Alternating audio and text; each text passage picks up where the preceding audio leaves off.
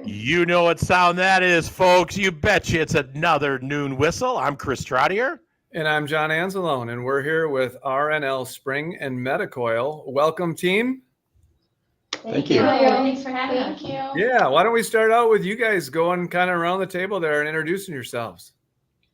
Okay, sure. My name is Sheila Baumann. I'm in Human Resources with L Spring and Medicoil. Good afternoon. I'm Julie Arenz. I'm president of Medicoil and L Spring.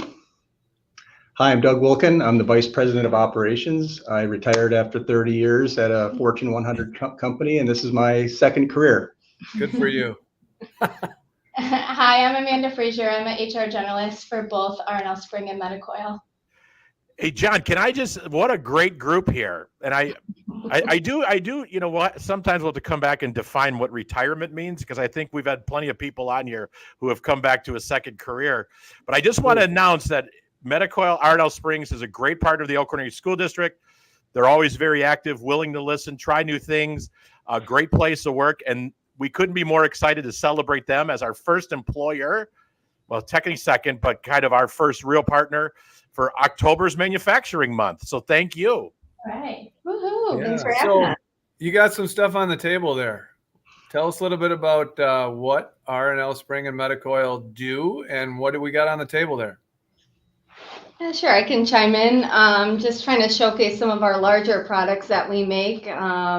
These are kind of an assortment of different types of springs. So really in the most simple terms, L Spring and Medicoil, we work with wire and we form it into springs in different wire forms. Medicoil is for the medical industry. And L Spring, we service many different industries, but primarily automotive, power sports, which are some of the suspension springs you see here, and medical device as well. So a wide variety of products that we offer. And you're a family company. Yes. Very honored and thankful for the opportunity as a third generation business owner now. Stepped into that role back in the spring here from my father, Scott Forsyth, and his father, my grandfather, Royden Forsyth, started the business in 1972. Nice. Well, congratulations. That's a lot of fun. So Thank you. let's talk from let's hear from the retired guy that wasn't retired very long and started a second career. Yeah. What brought you to R&L? Well, I was looking for a different environment. After 30 years in a large organization, I felt like more of my time was spent working on PowerPoints and doing some non-value added activity. So I wanted to start over and be part of a smaller organization where I felt I could contribute with my 30 years of experience. And this has really been a great thing for me. It's been 3 years and I've loved it. Wow. And what a great thing for them to bring all that experience on board. That's pretty special. So let's go to the HR people. We got an HR generalist. We got the HR exec. So what are some talk in the manufacturing world? Let's kind of share. I mean, as a school district, we're always promoting the manufacturing field. We know it's one of the bigger industries in Walworth County, and we know there's money to be made, and all the school districts are trying to feed that pipeline. What are some of the, exciting moments from the hiring side? What are some of the challenges in this current state of manufacturing? What are you seeing in applicants? Just talk through a little bit about your work. Mm-hmm. Well, I would say, one of the biggest challenges we always see is we are still looking to attract talent to come into manufacturing as a field. And I think why we enjoy working with you, Chris, and a lot of the schools is that we're trying to just have visibility with the students to let them know that this is a career path that they can go into. They could go to college or they could work in a manufacturing company. And so we appreciate the partnership we have with you to allow students to come in and tour, to do some of those youth apprenticeship programs and the upcoming Craftsman with Character program, so that we can continue to show them what a great career you could have in a local manufacturing company. Amanda, what about you? What are you seeing? You're the generalist, kind of out there recruiting. Talk a little bit about your lens.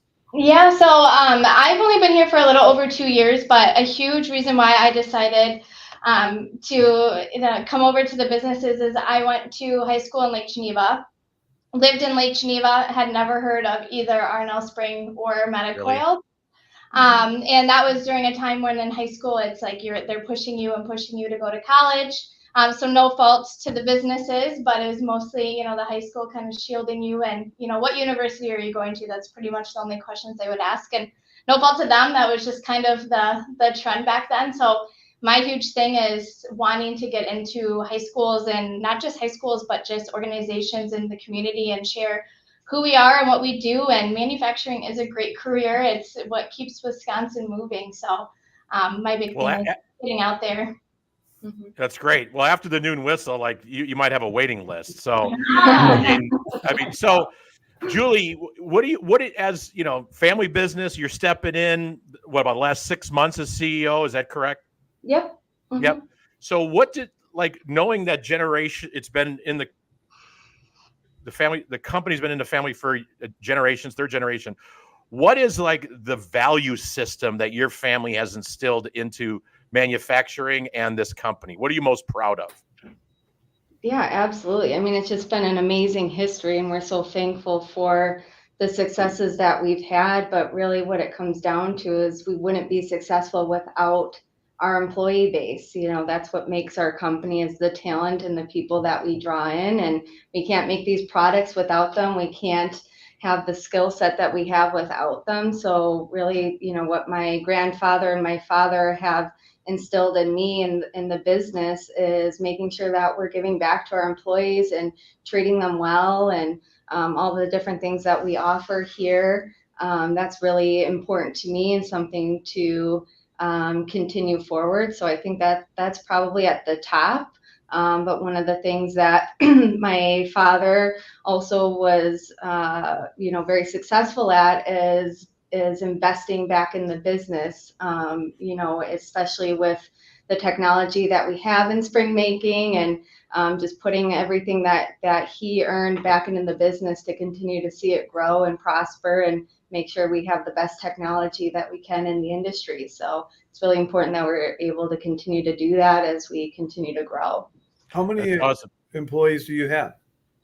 About 250 employees, 150 on the coil side and 100 at R&L. So it's a pretty big employee base for this area.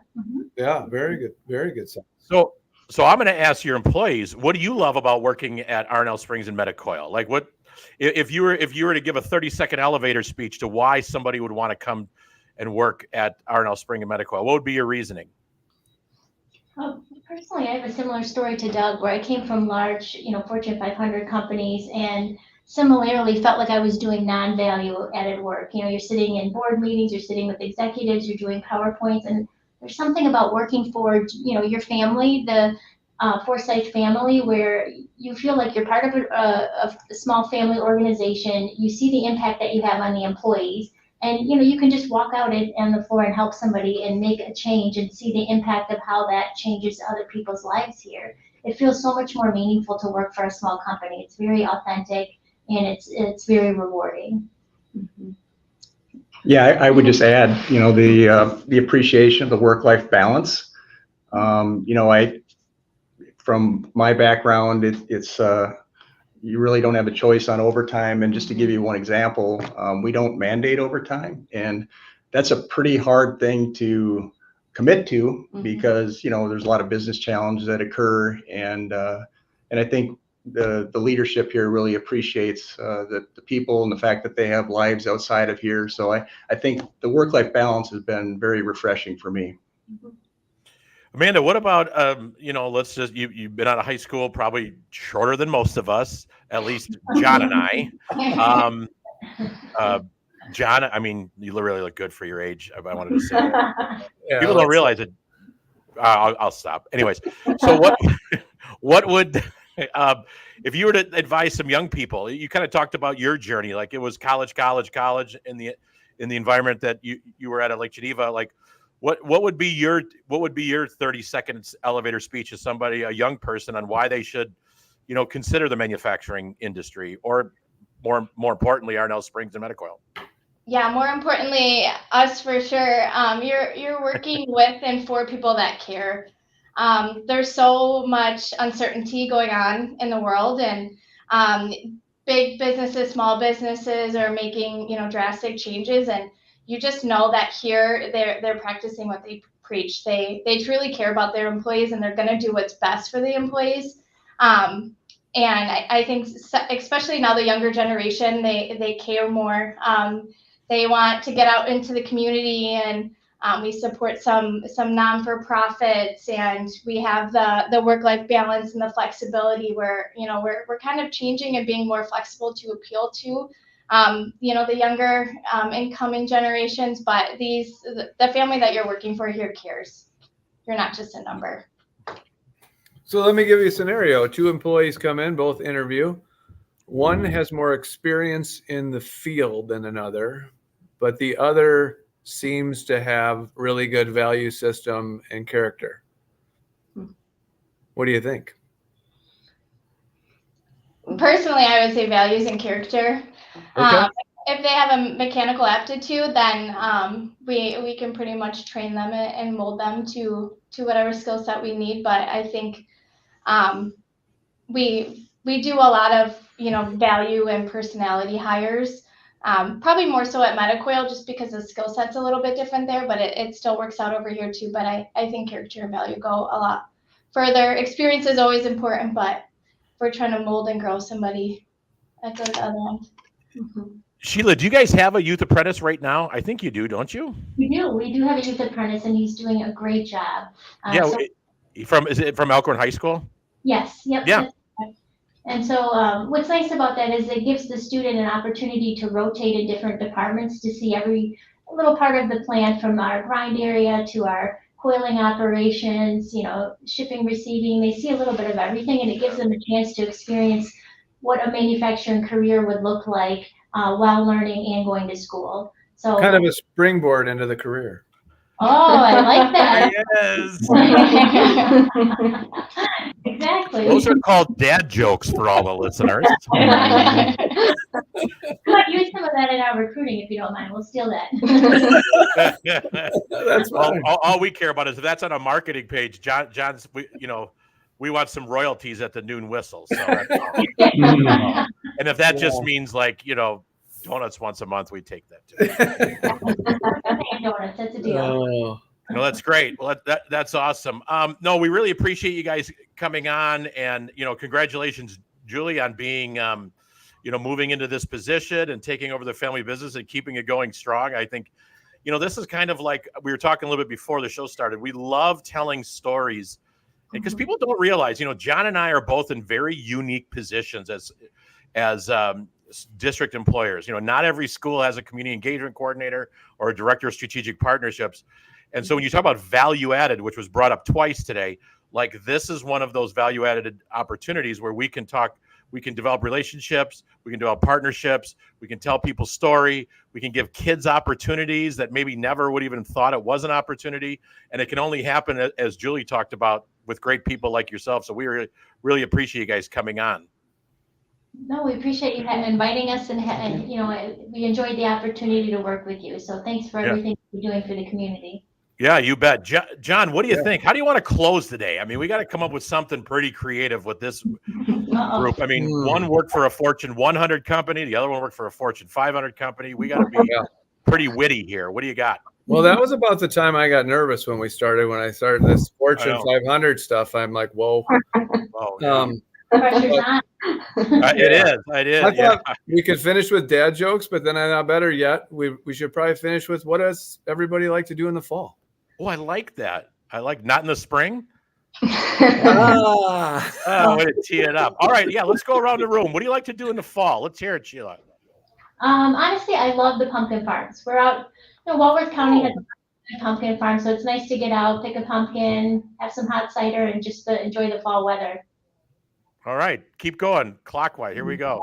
Yeah, I mean, nothing special here. Of course, everyone loves the pumpkins, but I just love the weather in the fall and being outside. I have 2 little boys who are always running around outside, and it's just such a beautiful time to be active outside doing, all sorts of types of things. So Definitely Packer football. Yeah, football. Nice. Yeah, Just for all, go ahead, Nope. Amanda. I was just gonna say I love all things fall. My birthday is in the fall. It's right near Halloween, so always had Halloween birthday parties growing up. But yeah, this weekend we're going apple picking and gonna do some baking with those. So I just love fall. It's the best season ever. I thought you were For- going to say cooking. Yeah.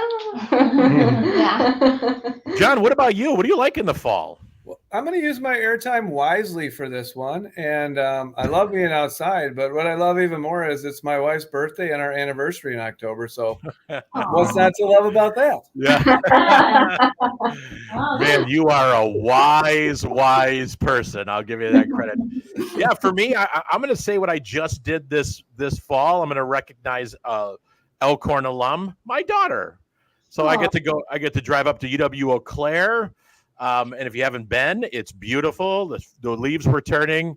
Every place in the planet has construction. So, but I did enjoy watching her play softball and pitch twice. And so it was a great opportunity to see her, adulting and loving the college life. So I really enjoyed that.